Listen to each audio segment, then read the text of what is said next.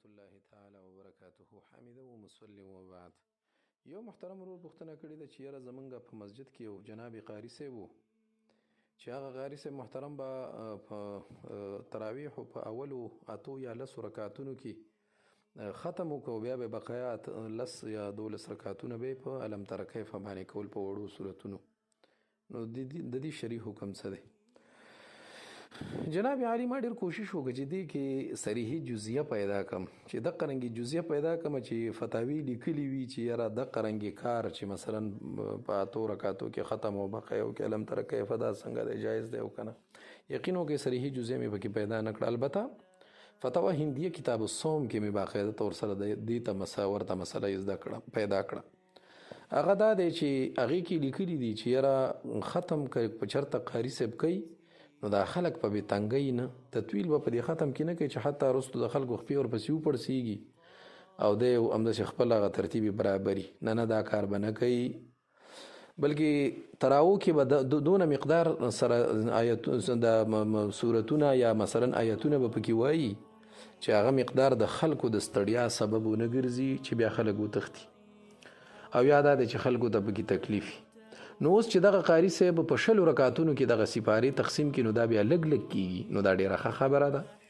او که په 8 رکعتونو کې دغه سپارې ووایي نو بیا به د 8 رکعتونو کې خلکو ته ډېر تکلیف. نو د قاري صاحب ته خو نه وي، قاري صاحب ته خو دا سانتې ځکه زه په خپله حافظ یم نو سړي ته معلومات کېږي، ځکه چې حافظ مطلب دا دی ډېر چې وایي نو هغه ته اسانه وي، او چې ځای په ځای هغه رکعتونه کوي او ځای په ځای مطلب دا دی په رکوع باندې هغه یا په آیتونو باندې رکوعګانې کوي نو بیا دوباره بیا هغه ځای نه شروع هغه ته لږه ګرانه وي. نو دا حضرت قاري صاحب د ځان د سهولت دپاره دا یو کار کړی دی، نو دا ښه خبره نه ده. کم از کم لکه خلاف اولا عمل دی، ښه خبره نه ده. خلک په عبادت باندې تنګول نه دي پکار.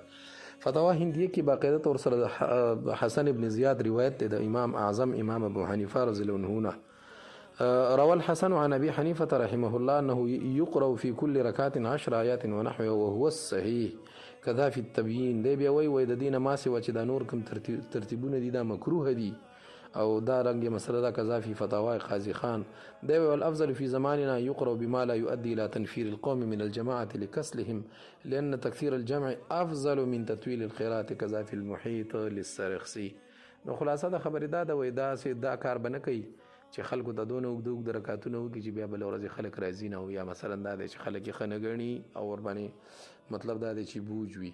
نو ښه خبره دا وه، د قاري صاحب ته افضله خبره او مستحبه خبره دا وه چې یاره دغه ټول قرآن مجید په 10 واړو رکعتونو باندې تقسیم کړی، یعنی چې دا کم تلاوت یې کوو که سپاره وه که 2 وي که 1 نیمه وه نو چې دی مثلا مکمل په 10 رکعتونو باندې صحیح دی، ده ته به تکلیف و لیکن قوم ته به پکې سهولت او راحت و. نو د دې وجې نه دا ښه خبره وه. او نورو مطلب دا دی چې دا مونځ شوی دی، مونځ په کېدو کې څه مسله نه ده راغلې. السلام علیکم ورحمت